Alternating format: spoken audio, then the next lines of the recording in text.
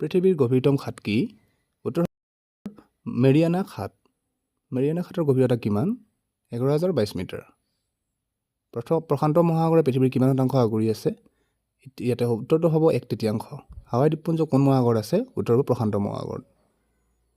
Atlantic মহাসাগৰৰ সোঁমাজেৰে উত্তৰ দক্ষিণকৈ থকা আটলাণ্টিক শৈলশিৰা কি বুলি জনা যায়? উত্তৰ অংশক ডলফিন উদ্যান বুলি জনা যায় আৰু দক্ষিণ অংশক চেলেঞ্জাৰ উদ্যান বুলি জনা যায়। এছিয়া আৰু ইউৰোপ মহাদেশৰ সীমা কিহে নিৰ্ধাৰণ কৰে? উত্তৰ হ'ব ইউৰাল পৰ্বতমালাই।